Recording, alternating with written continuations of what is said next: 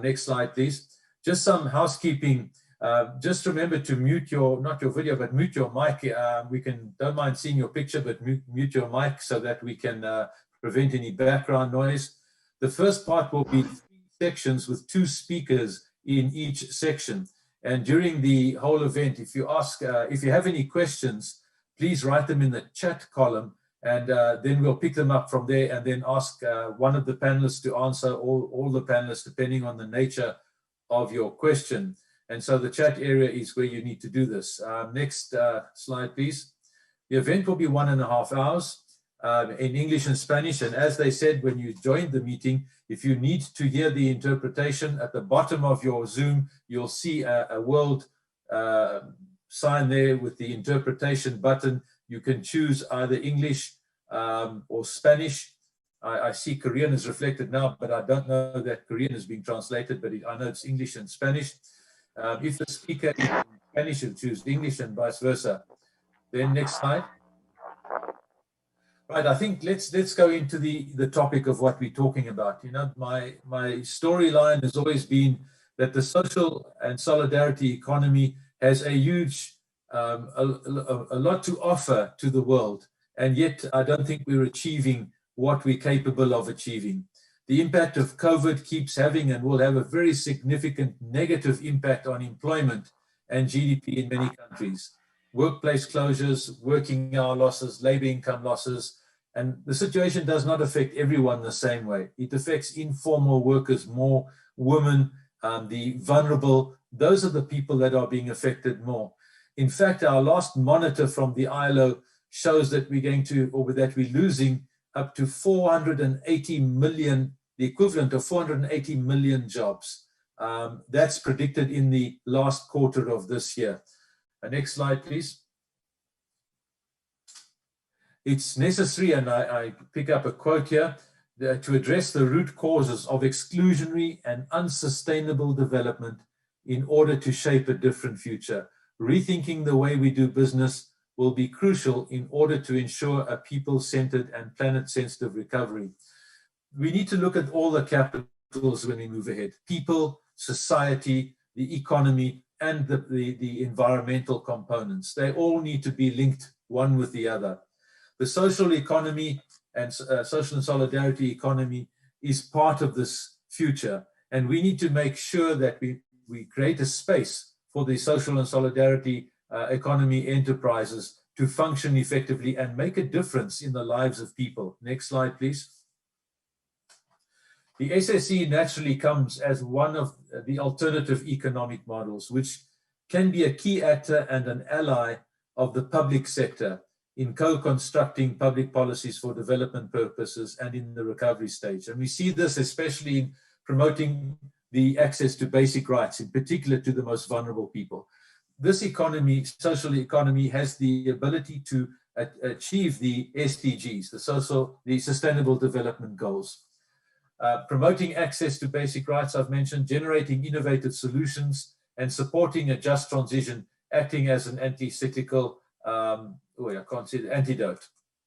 Next slide, please. Beyond the recovery and towards the SDGs 2030, it is crucial to give visibility and raise awareness to different ways of doing business and plural economy at all levels, national, regional, and international. And the work of the Social and Solidarity Task Force of the UN is to position the SSE at the global level. And you'll see we talk about in a moment about the need for a UN resolution on the social and solidarity economy. Next slide, please. The UN Task Force is made up of a number of UN members together with observers, and we committed to undertake collaborative activities to enhance the recognition of the role of SSE enterprises and organizations in sustainable development, to promote knowledge. We have this knowledge hub we've created, to support the establishment of an enabling institutional and policy environment, and to ensure coordination of efforts and create and strengthen partnerships. Next slide, please. This was a picture of us time we were able to get together face-to-face in Trento at the end of 2019. And here we set 3 focused priority objectives and 2 content priorities. And so we want to be focused in what we do and not try and do everything. And the first thing is we're working towards is supporting governments to bring in a UN resolution on the SSE. We were hoping to do it this year. COVID caused a bit of a setback in the process. And so we'll be working with governments to get this on the table next year for consideration. Then we've got an operational program, SSE for SDGs, where we're going to look at, we're already in discussion to find sponsors to set up a program where we can work in countries, and we're going to start with a few pilot countries to set up the enabling environment for SSEs. And then we've got a knowledge hub for SDGs, which is the Secretariat is UNRWA, which is part of the UN, and we're now setting a platform of sharing information, and this has also proven to be a success. Then we'll look at 2 content priorities, education and the local dimension of local economic development. And that is what we're busy discussing at the moment to look at action plans. Next, you'll see the action plan is available. When you've got this slide presentation, you can click there and pick up more detail. Next slide, please. It now gives me great pleasure to move on to the panel discussion. And you've heard from Laurent. I'm now going to introduce the other panelists one by one as we go through. You can see their pictures there, and hopefully their cameras will be working so you can see them in action. And our first participant is going to be Raymond Landveld from the Economic Affairs Officer of UNCTAD. And has worked closely with us on the task force. And he's going to talk about the UN resolution on the social and solidarity economy, the importance and the process. And he will be followed by Yvonne Poirier, the Special Advisor on Advocacy and Governance of RIPES. And so first, let me give the floor to Raymond. Welcome, Raymond, and the floor is yours for your presentation. If you can take our slide presentation off, Susan, thank you. Thank you, Vic, and thank you all. Good day, because you are in different time zones. So I echo all that Vic just mentioned about the importance of social and solidarity economy for the SDGs. And I also know that Yvonne Poirier, who will speak after me, will also talk and focus on the importance of social and solidarity economy for the SDGs. Nevertheless, I'd like to make the point that the SDGs were not on track to be realized by 2030, and that therefore the Summit of Heads of States last year adopted the Decade of Action and Delivery, so that we could accelerate the achievement of the SDGs. And so at the same time, UNCTAD has consistently argued that the existing problems signify business opportunities, which can be taken by entrepreneurs, medium, small, and micro enterprises, but especially by social and solidarity economy operating entities, for all the reasons that Vic just mentioned, the characteristics of social and solidarity economy enterprises. For instance, I could mention some data from the 2020 report on the implementation of the SDGs. Billions of people without drinking water, without sanitation, electricity, and so on. So these are the opportunities where the social and solidarity economy can have a role in helping to achieve the SDGs. So were we not on track already? COVID-19 exacerbated the situation, and I understand that Yvonne may also go more deeper there to the adverse impacts of COVID-19. But one of the impacts it had is that last year when we met in Trento, we realized that the SDGs were, very much perceived by the population at large as a more international initiative and more for governments and the UN, and that the social and solidarity economy could facilitate the localization of the SDGs through vertical integration of social and solidarity organization into the larger economy. And that we should also move beyond the the UN Task Force on Social and Solidarity Economy, which operate more in the Secretariat, and to also move to policy guidance through intergovernmental processes and increase support to member states. So that's where the idea that a resolution could help member states so they could share their experience amongst themselves and leading to more increased benefits of social and solidarity economy to their societies and economies. So we saw that the SSE could be an excellent vehicle to support the UN social economic response to COVID-19. So maybe we should talk a bit now more on what we discussed in Trento as well. We discussed the process of a resolution, conceiving the idea, to drafting, to table, negotiation, implementation, and reporting back, which is important because for the next resolution, you would need to update the draft. And in Trento, after Trento, we produced a rationale, which is, what the sponsor countries could use to illustrate the importance of the UN resolution and to garner support from the wider membership. And we got a couple of countries that expressed their interest to lead the process. And I understand Vic and maybe other members of the task force are conversating with them. We were going to have a draft table this session, the last session for this session, for the 75th session, but because of COVID-19, the UN adjusted its working methods.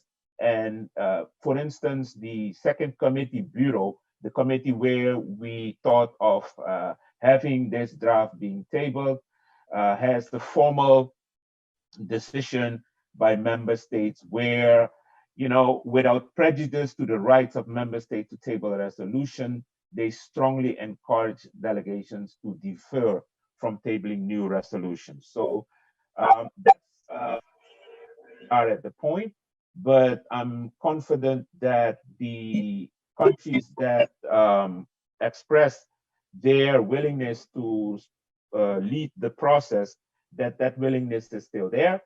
And we have the rationale still there, which explain a lot of the things that Vic just highlighted, which is, in my view, a kind of a GPS that will, help us bring member states on board. We suggested to have countries from different regions in a kind of a sponsor group, because that makes it easier for the other groups to join. In UN, we should realize there is a trust deficit. And once, like, developing countries table a resolution, developed countries look at it, different, and vice versa. So if you get a more diverse group, small group that works on it and put it on the table, it's easier acceptable. We have that experience already. So one of the important things is also that the task force identified some text which can be in a draft, but it's now in the back pocket for once the countries start working. Importantly is that we need to have, like, in that resolution, one of the decisions to report on the implementation, because that's going to be important, that the whole system or the UN entities that maybe not even working on social and solidarity economy, the resolution becomes a guidance for them in their work and in their contact with member states and with the UN country teams. And once they report, then we can identify where we need to make more advances, and that can go back into a new resolution going forward.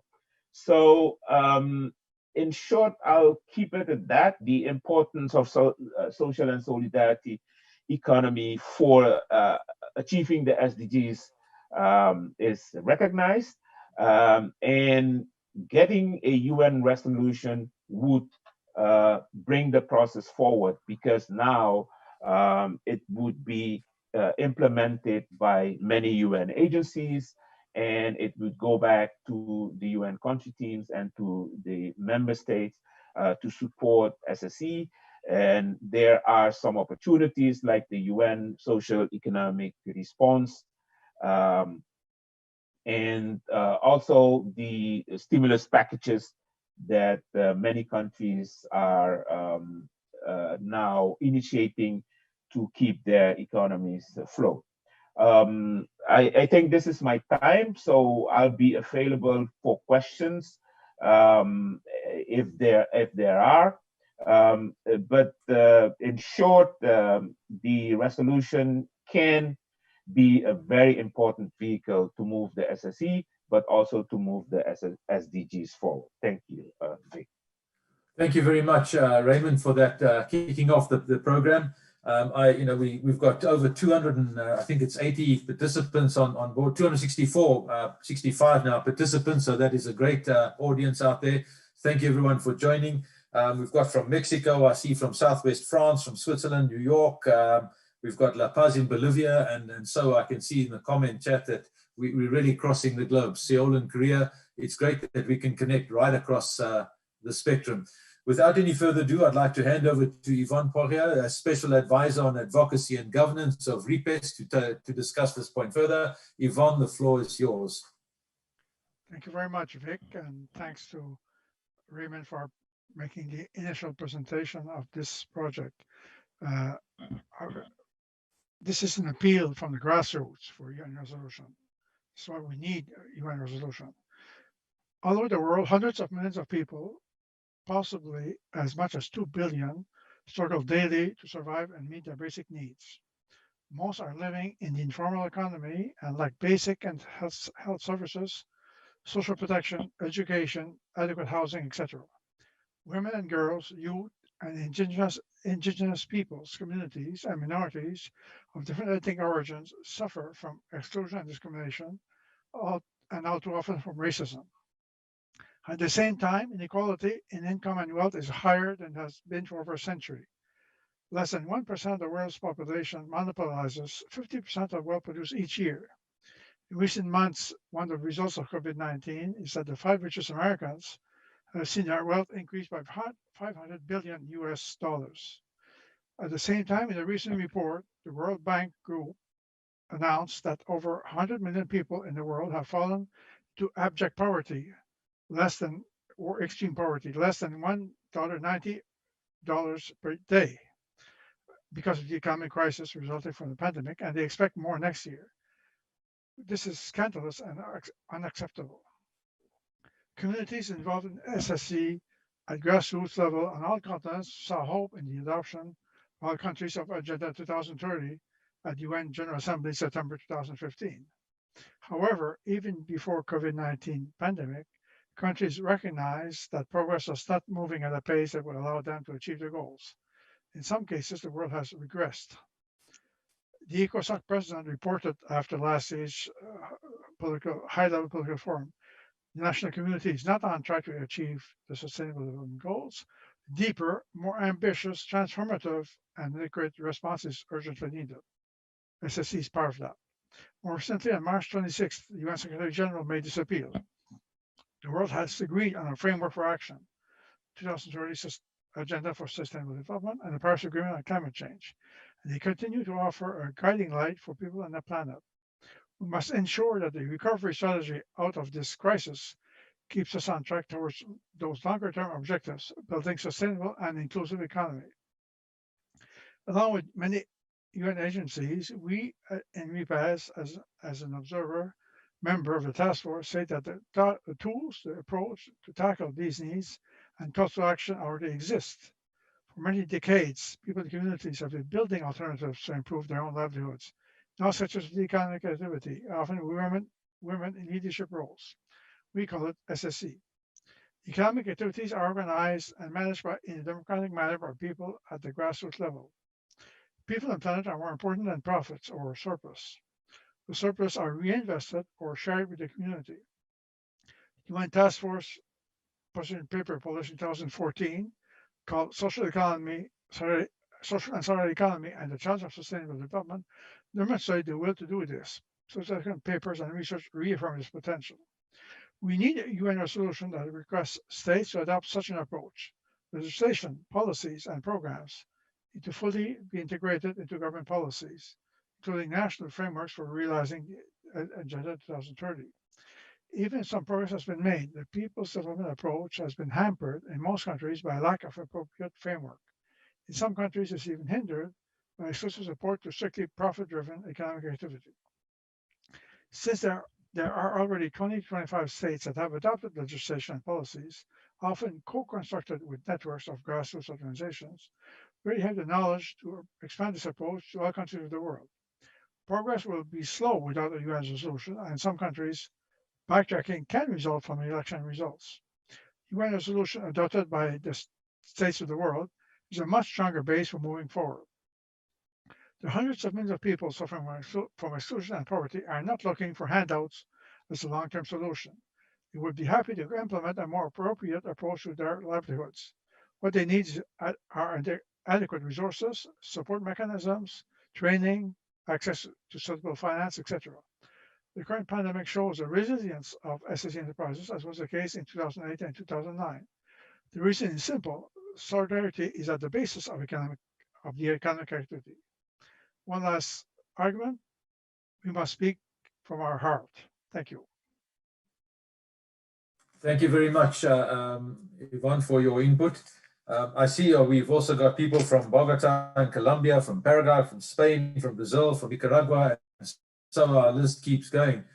You know, when we talk about the social and solidarity economy, it makes me think that even before the COVID crisis, we had a huge social deficit that we were trying to address. COVID has just made it more acute, and therefore the need for action needs to be speeded up. We had the striving for profits, we had mechanization, digitization, and much of this is positive, but also at the same time, we relegated the importance of the individual to being a number on a balance sheet rather than a human being. So when we talk about a recovery, and we hope that we can move into this recovery phase sooner than later, we need to build back greener, as everybody says. We need to have a human-centered approach. And that is why the value proposition that the social and solidarity economy offers is so vital to future planning.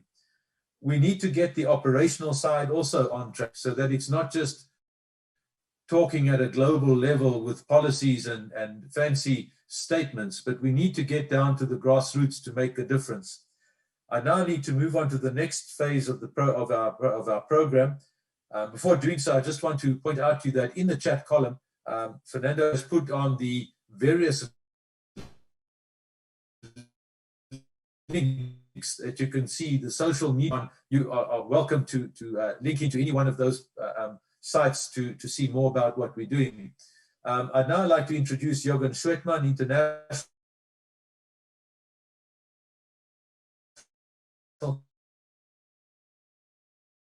consultant and previous colleague of mine at the ILO. But first of all, let's introduce Jürgen. The floor is yours to talk about the SSE for SDGs. Thank you very much, Rick, and thank you, GSA, for inviting me to this session. As Lawrence mentioned earlier, at the last task force retreat, we decided on 3 priorities, one of which is the development of an operational program, which we call SSE for SDGs, which I would like to introduce briefly using as PowerPoint, if I manage to share my screen. The idea behind the program is the fact that decision makers, as Lawrence also mentioned in her introduction, decision makers at the national, global, but also local level are not sufficiently aware of the sustainable development potential of the SSE. They might never have heard about the social and solidarity economy in the first place. Many countries lack a conducive environment and support structures for the SSE. And the SSE organizations at the local level are often weak and fragile. And therefore, because of these reasons, the SSE does not develop its full potential in supporting the SDGs. And therefore, this is one of the reasons, not the only one, but many of the reasons, as Raymond reminds us, that many countries may not achieve the SDGs by 2030. So to reverse that problem tree into a solution tree, we must ensure that decision makers are fully aware of the sustainable development potential of the SSE. We must help UN member states to create a conducive environment and support structures for the SSE. And we must ensure that those SSE organizations and enterprises that are being created are stable, viable, and effective. That will enable them to contribute effectively to the achievement of the SDGs, and that will help UN member states to achieve the SDGs by 2030. What is important here is that we must identify and harness the SSE specific potential to contribute to the SDGs. We have 17 SDGs and 169 targets. Some targets can be achieved better by government intervention. Some require private companies, some require local communities or even individuals, but some of them may benefit greatly from the SSE. So we are proposing a process that would allow us to identify those SSE-friendly SDG targets. Identify all SDG targets that could potentially benefit from SSE support. Among those, identify SDG targets that would benefit most from SSE support. For each of those, describe the role and provide examples of SSE support.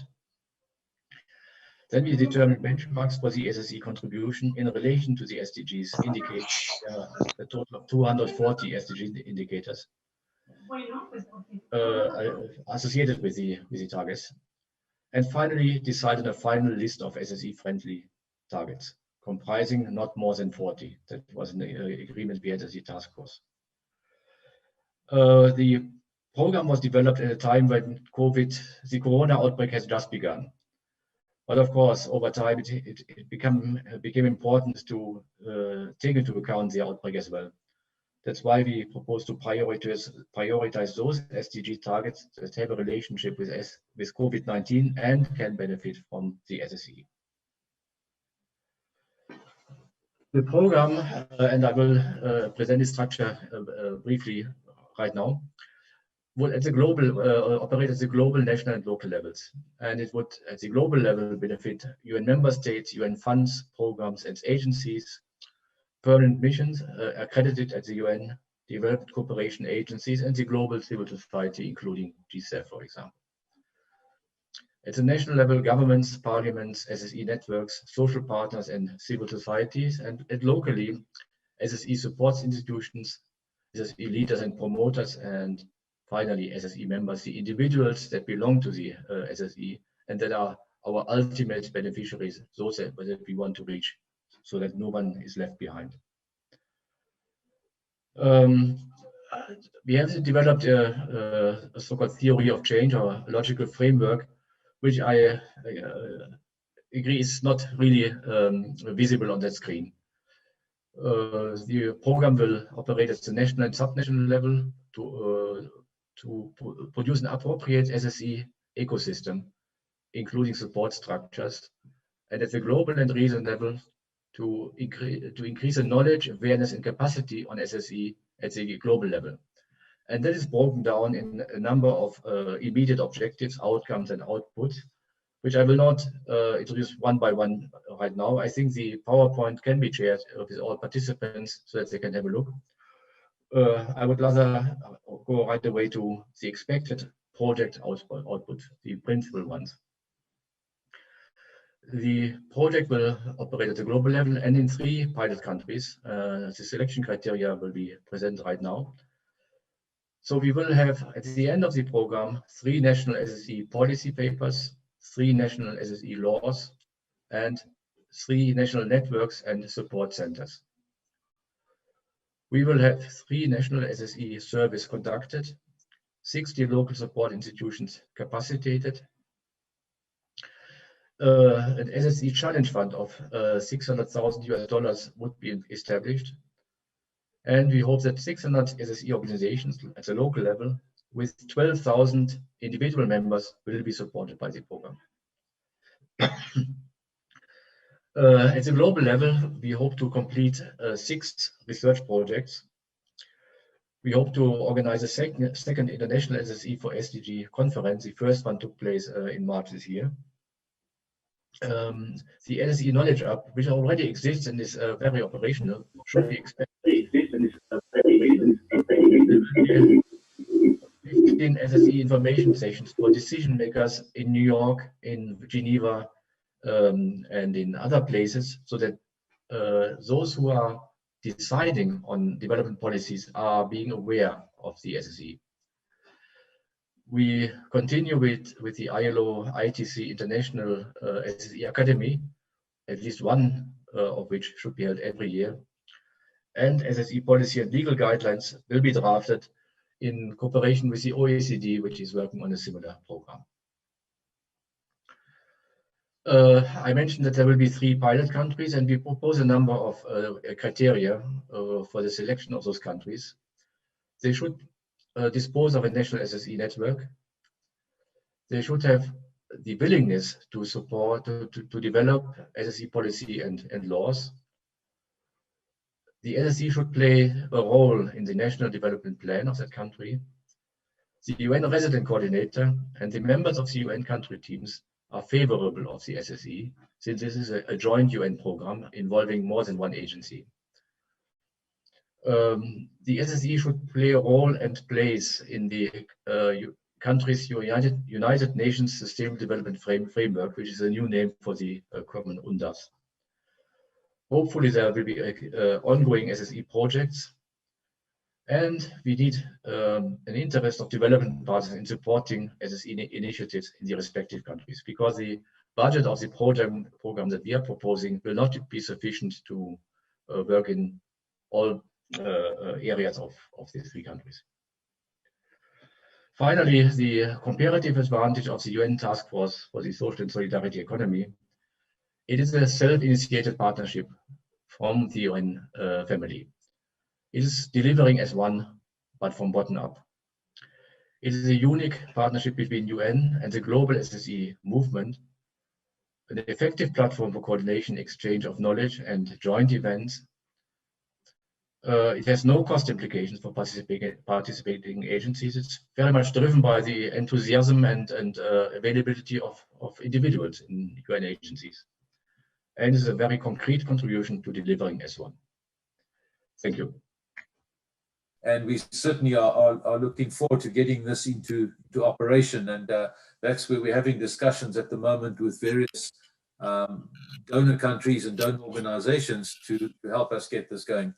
I'd now like to hand the floor to Elisa Torrenegra, the co-president of SSE International Forum. Thank you for joining us. And remember, those who need to click the translation, there is the icon at the bottom. So Elisa, thank you very much, and the floor is yours to take us further on the operational program needs. Muchas gracias, Vic. Muchas gracias, Lorenz. Buenos días, tardes y noches a todos. Gracias a los organizadores por sus esfuerzos en esta virtualidad que nos ha tocado incorporar este año en nuestras rutinas. Desde la copresidencia de Foro Internacional de la Economía Social y Solidaria, la red internacional que reúne y coordina la acción de actores de la economía social y solidaria en los 5 continentes, realizamos el rol de miembro observador del grupo Task Force desde su formación. Para empezar, quiero evidenciar y subrayar el carácter histórico de la Agenda 2030 para el Desarrollo Sostenible, Nunca antes los gobiernos se habían atrevido a comprometerse formalmente como lo hicieron en septiembre del 2015, a erradicar todas las formas de pobreza, a erradicar el hambre. Nunca habían prometido alcanzar la igualdad entre mujeres y hombres, propendiendo por prosperidad, salud y educación para todos y todas, y restaurar el equilibrio ecológico. Ese compromiso, esa promesa no se puede quedar sin cumplir. Nosotros no tenemos duda en que la economía social y solidaria es un medio para alcanzar estos objetivos de desarrollo sostenible. De hecho, en todas las reuniones con gobernantes de cualquier nivel institucional, no dejamos de repetir que la economía social y solidaria está identificada en por lo menos 65 de las 169 metas para el cumplimiento de los objetivos de desarrollo sostenible. Pero eso no es suficiente. Necesitamos pruebas, datos, conocimientos recopilados, analizados y difundidos por organismos debidamente reconocidos a nivel global. En este orden de ideas, el Programa de Economía Social y Solidaria para el Desarrollo Sostenible de las Naciones Unidas, Task Force, que acaba de explicar muy bien Jürgen en tu presentación, nos va a permitir a nosotros, organizaciones de la sociedad civil, que promovemos la economía social y solidaria e incidimos en las agendas de los tomadores de decisión, usar esos resultados del programa para poder dinamizar la economía social y solidaria. También nos permitirá basarnos en la experiencia de esos 3 países pilotos que mencionaba Vic, que se beneficiarán del apoyo del programa para visibilizar los impactos de la economía social y solidaria y concientizar a los demás países de la necesidad de cambiar la lógica económica. Otra urgencia que consideramos que está priorizada en el programa es la movilización de la economía social y solidaria a nivel global. Hoy en día ya no se trata simplemente de dirigir bien una empresa y hacer bien el trabajo. Es fundamental no hacer daño, no abusar de los recursos ambientales, de nuestros recursos ambientales porque son de todos, de los recursos económicos, de los recursos humanos.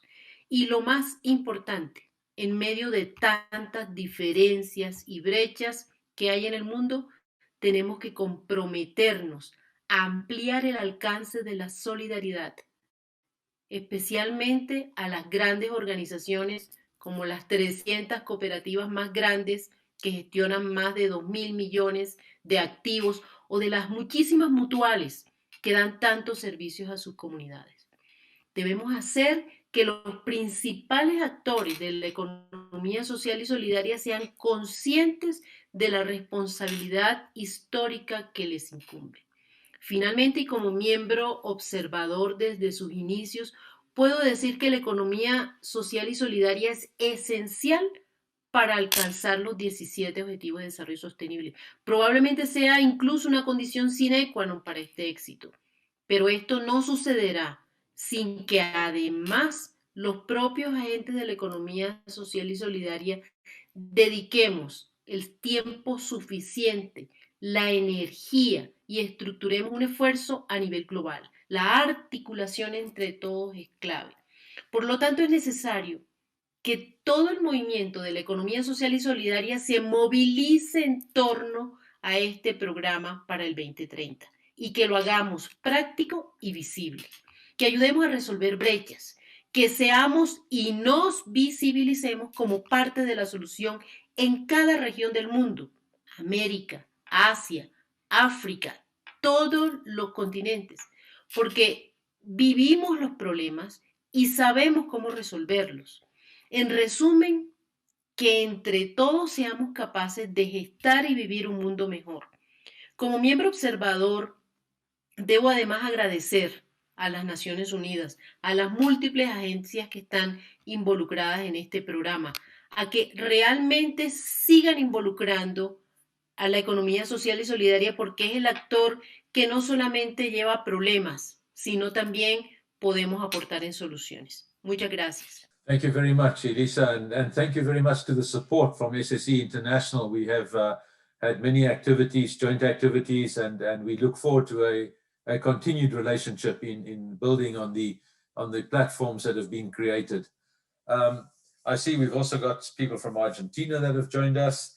The one disadvantage of the COVID is that we're not able to travel. I think we realize we can have a lot more meetings by using the digital facilities that we're using today. But my last trip from Geneva was to Argentina and to Uruguay, to Peru. And it was when you experience the culture and the amazing societies and people in that part of the world, you can't experience that on a screen. And so I look forward to, again, when I can continue with my travels. I've traveled to many parts of Central and Latin America, and to parts of Asia, well, all over the world. But I miss that, and I certainly look forward to it, because that's what life's experience is about, where we can interact face to face rather than on a screen. But for now, we will talk to each other on a screen. Let's move on now. We're going to talk now about the Knowledge Hub. And we spoke about in my introductory remarks about the importance of knowledge sharing. And we're going to ask Il-Chong Yi, who's the Senior Research Coordinator at UNRIST. Il-Chong is the Research Coordinator at UNRIST, and he'll be followed by Bob. Thank you, Il-Chong. You've had a bit of a wild introduction there to mine. Maybe that will give you, and we said Il-Chong was very creative the other day. I thought maybe that was his creative way of introducing himself. But Il-Chong, the floor is yours before we get interrupted again. Good morning, good afternoon, and good evening to all of you, depending on where you are. I'm Il-Chong Yi, as introduced, Senior Research Coordinator at UNRIST, which is the implementing agency of the UN Task Force Knowledge Hub for the SDGs. I'm going to talk about the research and communication activities of the Knowledge Hub, together with co-presenter Barbara Sack, Managing Director of SIRIAC International, who is a member of the Knowledge Hub Advisory Group. Before I start my presentation, I'd like to briefly mention R&R. That means research and resilience in the context of crises such as financial crisis and COVID-19. We all know what R&D is.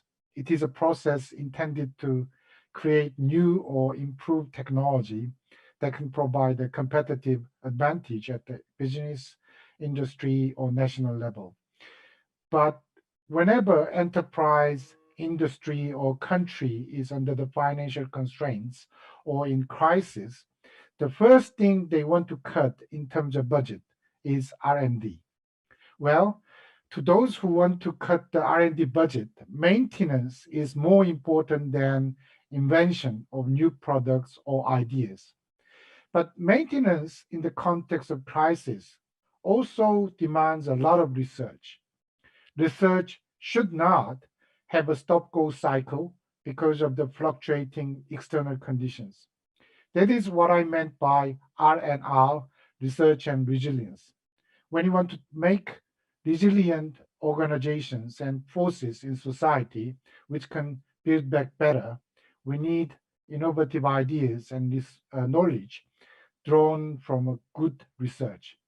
Therefore, we have to put research in front of resilience as well as development, and we may have to talk about R&R as well as R&D.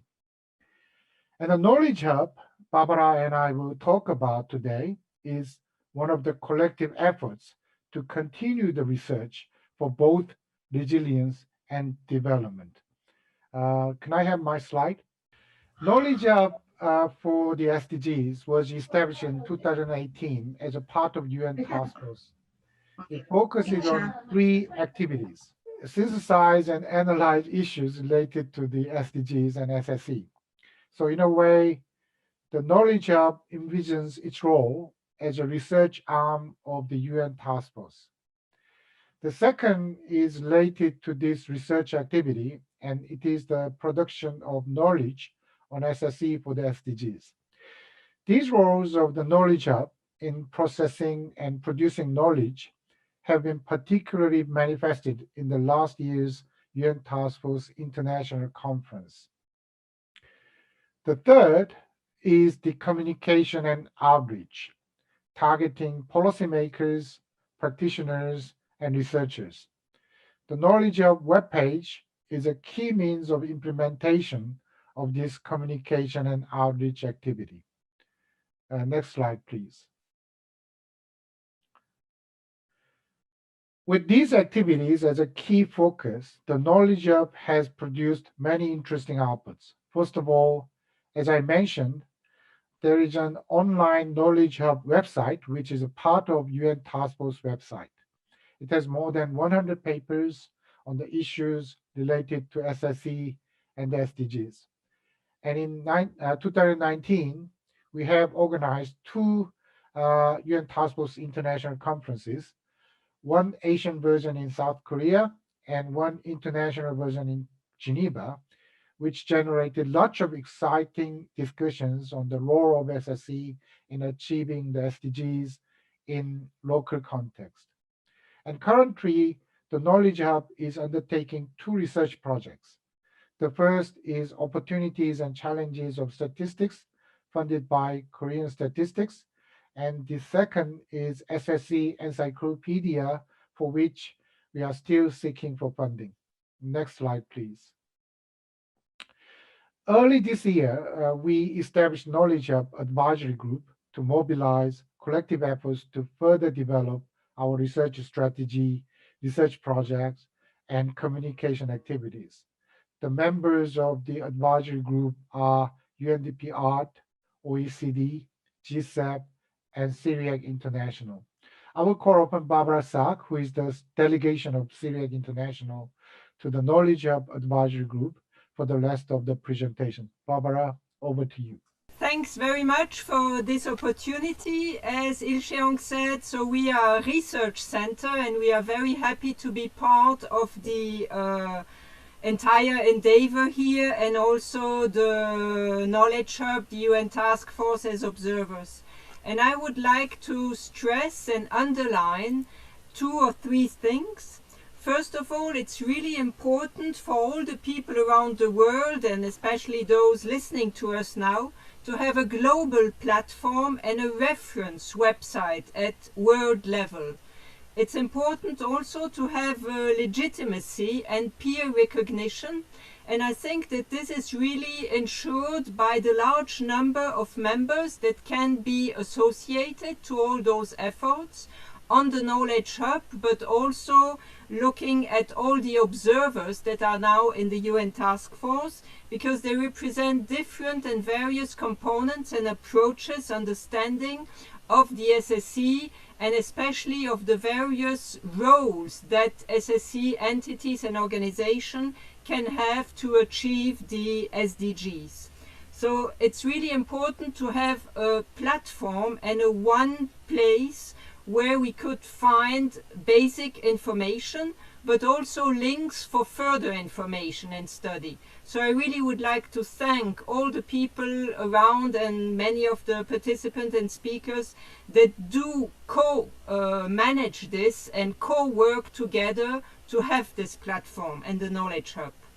Second, it's really important to have communication and network among various actors and stakeholders, so policymakers, practitioners, scholars, and as Jürgen and Vic said, it's really important to learn from each other. And unfortunately, we cannot meet together for the moment, but the getting together in Trento, in Asia, in Latin America, in Europe, wherever, in Africa, it's really important to learn from each other and also from different cultural aspects and from the local experience. It's really important to go on and be able to travel, because when you travel, you really can see what's going on the site and on the local level.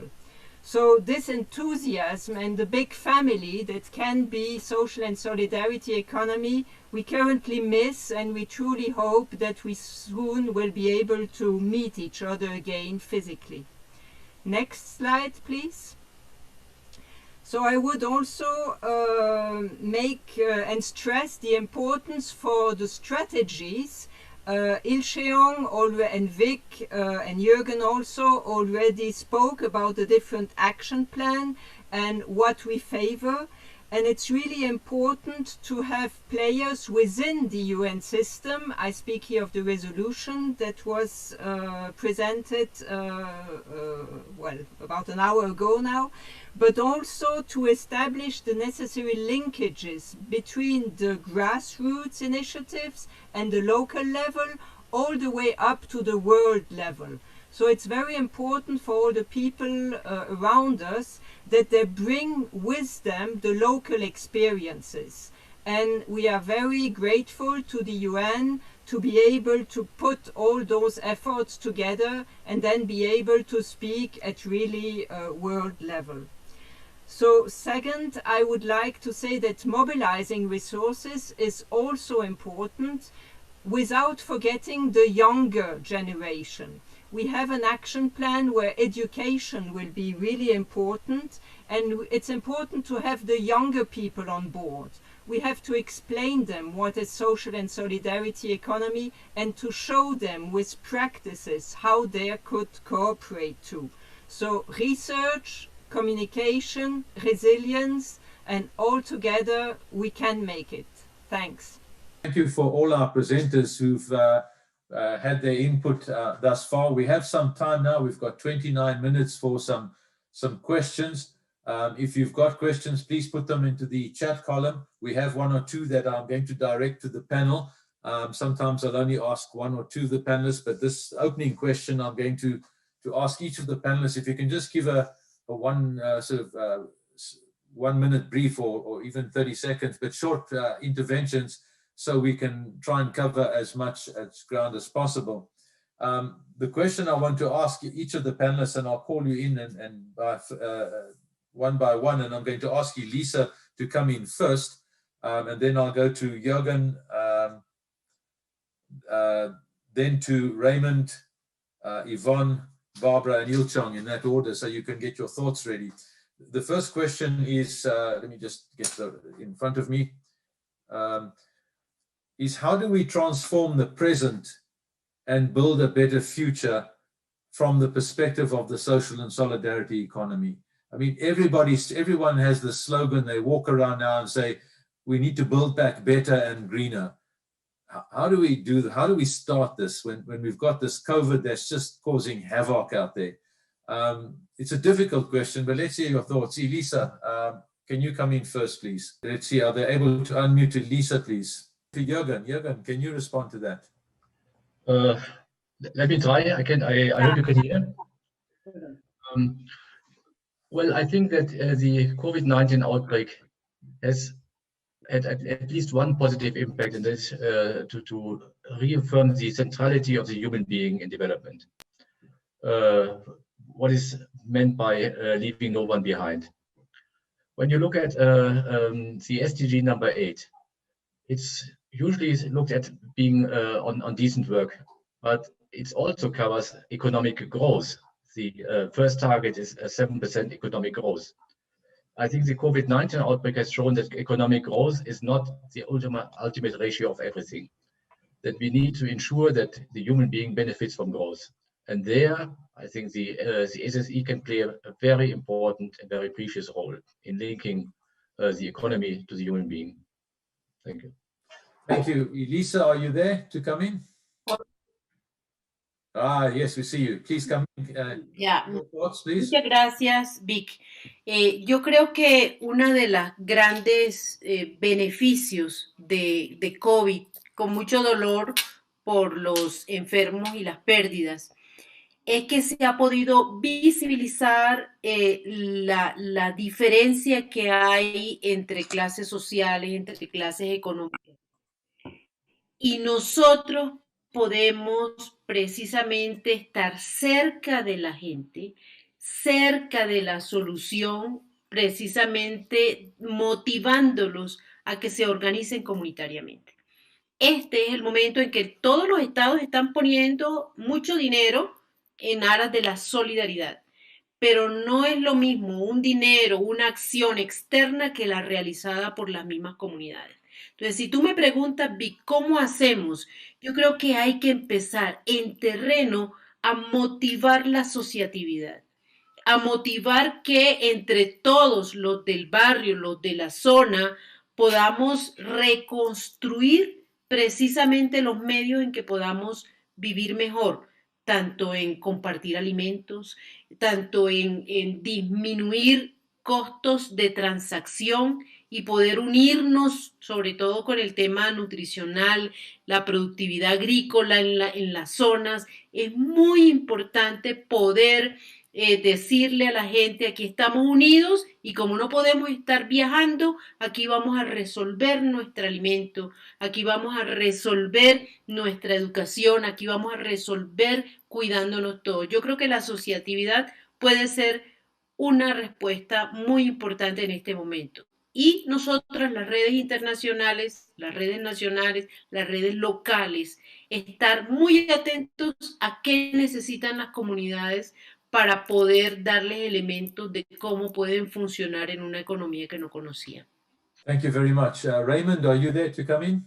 Yes, I'll take this from the UN resolution point of view, because one of the things UN resolutions say is to the UN system entities to consider the resolution in the implementation of their activities by providing policy guidance to member states. And you may know that with the reform of the United Nations Development System, the UN system now has to work through a whole of society approach, bringing in all the actors that can contribute to achieving the SDGs. So if that is a resolution that gives this impetus, that you need to bring already all the actors, so you can bring also the SSE's actors into the activities that the UN system is going to have in country, giving policy guidance to the member states to continue. So I'll keep it at that. Thank you very much. Yvonne, your thoughts? Yvonne, you're muted. You need to unmute yourself. Yvonne? Yvonne, we can't hear you. Can you please unmute? Oh. Okay, now. Right, you're right. As Martin explained, it takes time to adjust this. Yes, first of all, I'd say that the crisis has shown that the policies of the last 20, 30 years of rolling back on public services, structural adjustment programs that the IMF had and so forth, have made it so that services, health services and everything else has been, shows that has been really hurt. On the other hand, this crisis has shown solidarity. In small villages, small cities and so forth, people have worked together to survive and to help each other. Local food systems, health and so forth, caring for your neighbors and so forth. So it has shown that the people are willing and can do this. So, and as the 2008-2009 crisis, it's been resilient, our SSE organizations. And part of this is already monitored by the ILO Co-op and SSE website. And all of our organizations have already had webinars that we've showcased that people are doing to resist and build differently. So I think I'm quite optimistic. Thank you. Barbara, your thoughts?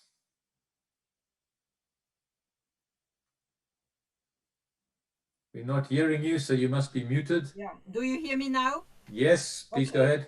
Thanks. I would like to speak on what Yvonne just said, and I have two thoughts. I think that indeed it is the existing network together with the public local authorities, but also all the network, the solidarity network that exists, that showed the best capacity to move on and to go on. So those networks, they were not looking for profit. They were just there to help each other and help the people. And I think that it's really important to have this co-construction and together with people of goodwill that move on, but you need to have the networks existing. So I also think of the trade unions, especially in the public sector. They really moved on, and the mutuals companies, they offered their service, their network, they were connected to all the people by paying back, for instance, health insurance packages and things like this. So trade unions, mutual association, they have the connection, and they also had the electronic connection to the people to help them. And so networks, public infrastructure, essential services are also needed and necessary to move on. So we don't have to forget those essential services and infrastructure. And then, of course, the human beings, the women and the men that are ready to help and to act. So this is really what I would like to say. Thank you. Thank you very much. And Il-Cheong, your thoughts? Yes, I think we have an answer in your question already. Everybody's talking about transformation, but why we cannot transform the world? I think, first of all, we have to take the word transformation seriously. Everybody is talking about different nature and different meanings of transformation. We have to take the word transformation seriously first. And secondly, we have to think about and act for transformative change where we are, as against incremental change. I think transformative change is different from incremental change. We cannot be complacent with incremental change. And third one is we have to encourage young ones to be audacious and bold enough to challenge us. We are generations which created problems, and young generations have to sort out those problems. We have to encourage young ones to be audacious and bold enough to challenge us. And I think that is related to educational initiative or education initiative we are thinking about within UN Task Force. Thank you. Thank you very much. And I'd just like to add from the chair, you know, I mentioned in my introductory comments about using the different capitals very effectively. I serve on a board called the Capitals Coalition, which is a newly created board looking at the indicators of success for enterprises. And the way forward is, as I said, we need to make sure we've got the environmental, the people, the individuals and the societies, and also the economic factors. And we've heard bits and pieces from everyone. But when we talk to a conference like this, it's like being in a church, because most of the people who are on this call are there because in some other way they have an interest or are participating in an organization or in the social and solidarity economy. And we then pat each other on the back and we say, job well done. But what we need is a stronger leadership from all parts of the world, from all organizations that are represented on this webinar today. And that leadership needs to go into communities. But most of all, in the developing world, we need to influence governments to create a regulatory space that will enable us to further the interests of the social and solidarity economy, at the same time making a bigger impact on the lives of people. Now, Judith posed an interesting question, because COVID has hit the world without any respecter of countries. The developed economies are suffering, as well as those developing and fragile states out there. And the question is, do we just, as the UN, work going ahead with the developing economies, and do we ignore the developed economies? Well, I think that the capacity of the UN and the focus of the UN is definitely in the developing economies.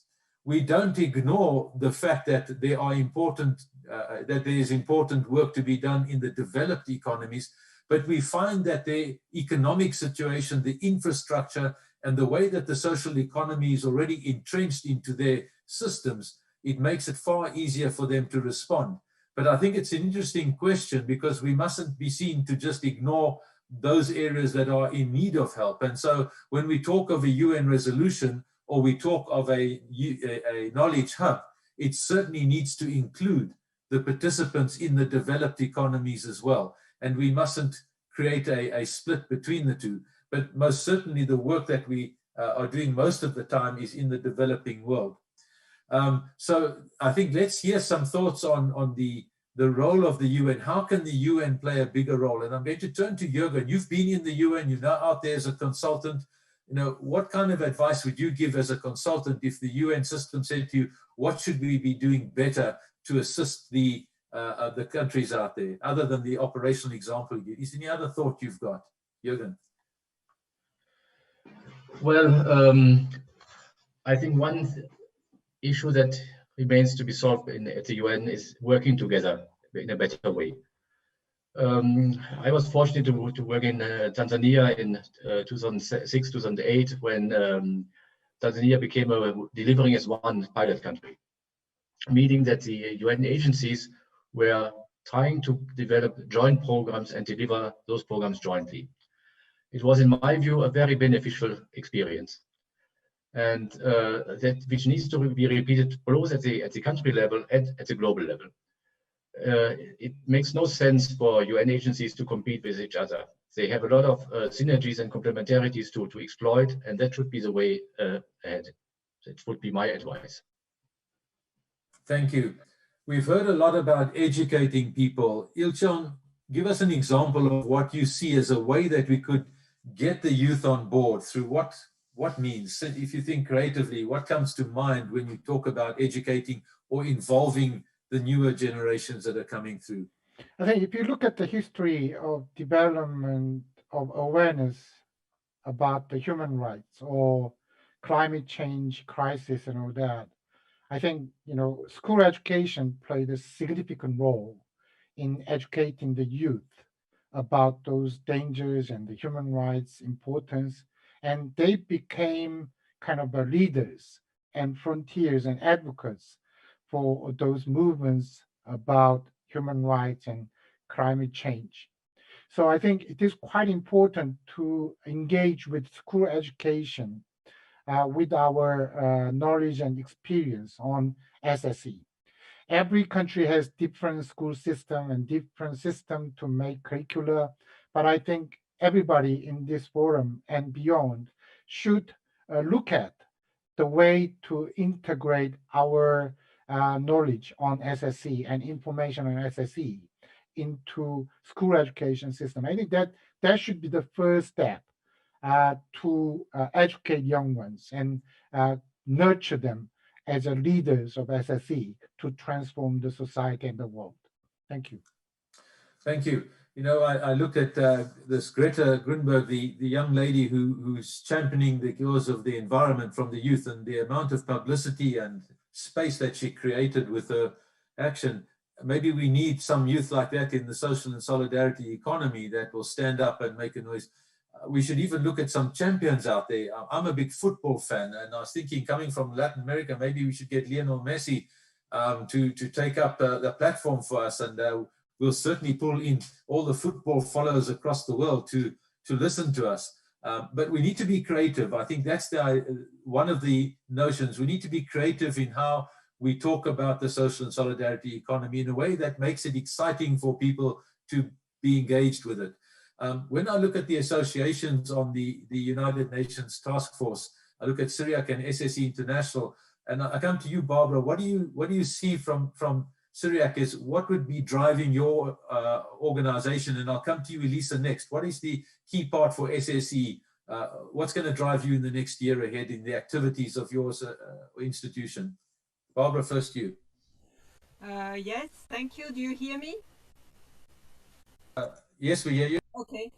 I would say that the particularity and originality of SIRIAC's network is really that it mixes together researchers and practitioners. And we have people from all kinds of organizations, and we share innovations and recent good solutions. And it's really from this peer learning partnerships that we can move on and advance. And I think that in the years to come, this will really be our action plan. We have our General Assembly next Tuesday, and we put this high on the agenda, is to learn from each other, but also to check what has worked in which environment. So there's a difference if you are in a big city or in a rural area, but there are solutions that can be taken from each other.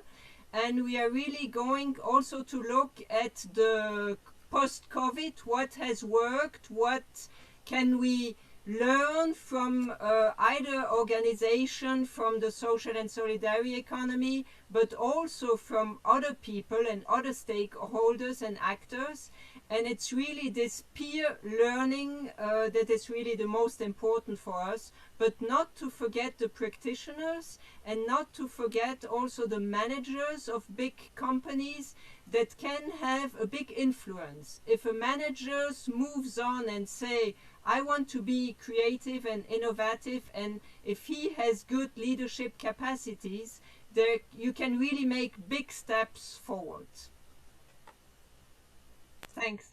Thank you very much, Barbara. Elisa, your SSE International, some thoughts about what's going to keep you busy or keep you awake at night for the next few months?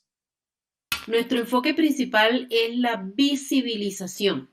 O sea, yo creo que si nosotros logramos en los grupos de interés de los diferentes ámbitos de decisión, lograr informar sobre la economía social y solidaria, quiénes somos, qué hacemos, documentar y visibilización, ellos nos van a tener en cuenta de una manera muy importante en la solución. Ellos nos van a involucrar. Si eso es así, nuestros miembros se estimulan, se sienten útiles, se sienten que son herramientas de cambio en los países. Porque es muy feo cuando uno está en un país y ve que a la economía social y solidaria no la tienen en cuenta. Entonces, importante visibilizar nuestra gestión en todo. Y yo propondría que se tome cada uno de los objetivos de desarrollo sostenible en los que estamos y poder documentar qué hacemos para eso, qué hacemos para la equidad de género, qué hacemos para la disminución de la pobreza, qué hacemos en cada uno, qué hacemos para controlar el hambre o para aportar a una mejor seguridad alimentaria.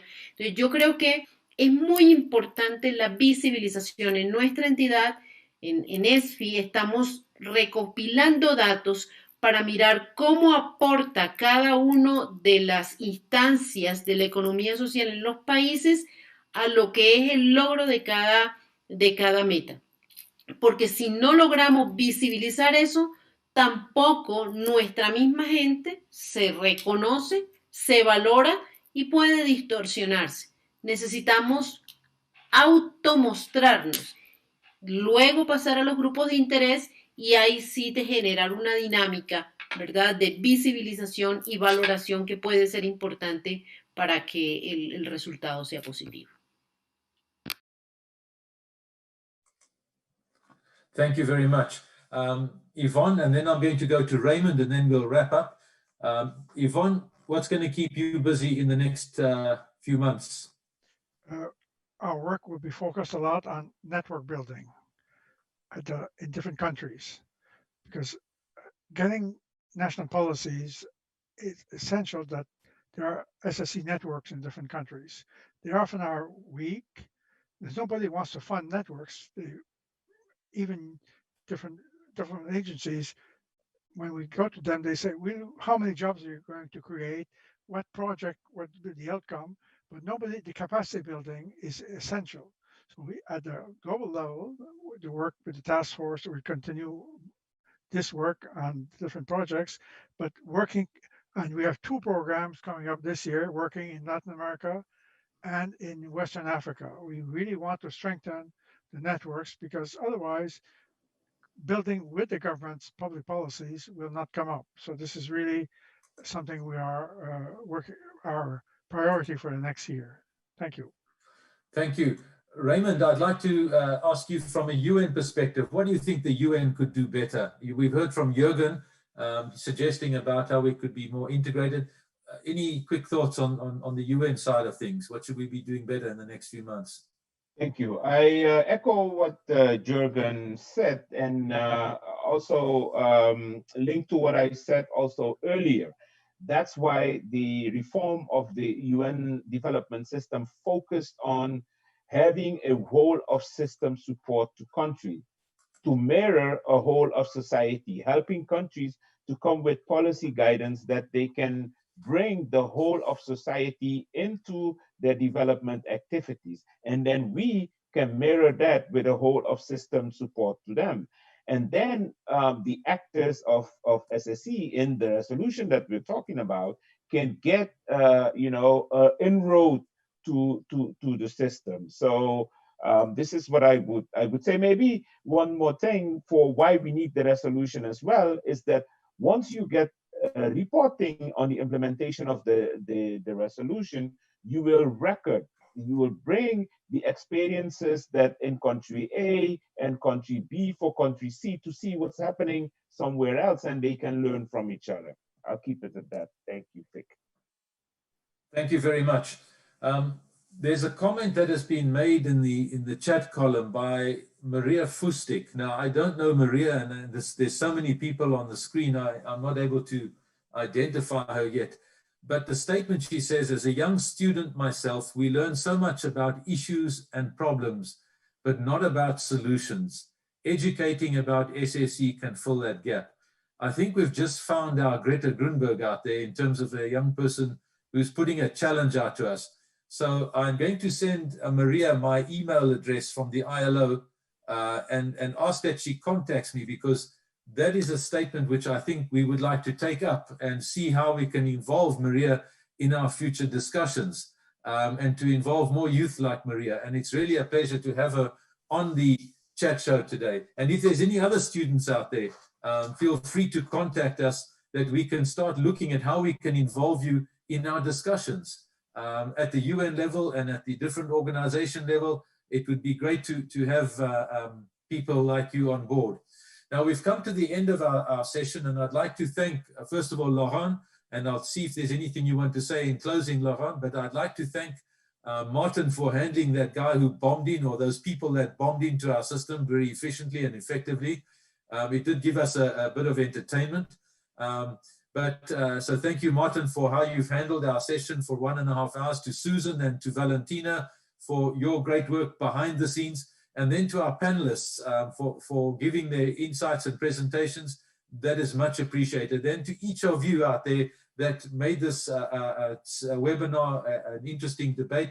There's 269 people out there who've joined. That shows a lot of interest. And if any one of you feel free, not just the young people that I've invited, but if any of you want to take up points of discussion at the UN or with us or make comments, we would welcome that. We want to be as inclusive as possible. We don't want to be just a few people that continually take on these platforms. We want to involve your associations, whoever you are out there. It would be great to hear from you. And if you send in Spanish, it's quite easy to translate, or any other language. We'd welcome that. So, Laurent, I'm going to ask you to have the final say, and thank you for setting this up, and thank you for giving me the opportunity to moderate this session. Laurent, the floor is yours to close us. Okay, thank you very much, Vic, and also all other speakers. I think today's section shows that how it is important to build this continuous dialogue and communication with the people, including actually the UN Task Force for Social Solidarity Economy. I think as just Vic has said, for me also this students' proposal was very, inspiring. That actually that we really have to be constantly in communication with people who are really who have to tell us what is the direction and actually what should be the final objective of our work, and in terms of both visibility and also in terms of the work plan. So I think that it will be interesting also for the coming years that we could have this kind of open dialogue with as many as people who are engaged in social solidarity economy and who are interested also, especially from young people, actually to make it known about the work of UN Task Force for Social Economy, but also to get some possible solutions from them. And I think today's section was, for me, one kind of this continuous dialogue.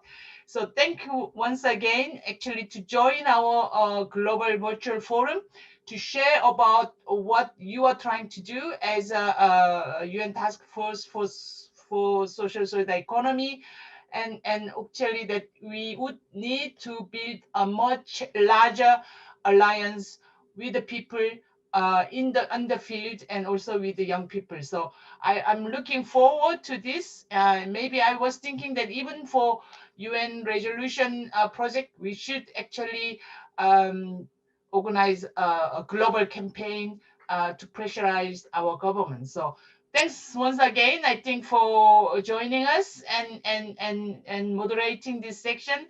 I was really very happy that more than 268 people or 230 people are really following this discussion. And I think this would be really much more the visibility and the recognition of what you are trying to do as a UN Task Force for Social Economy. So let's continue our collaboration. And thanks a lot. Thank you, everyone, and goodbye.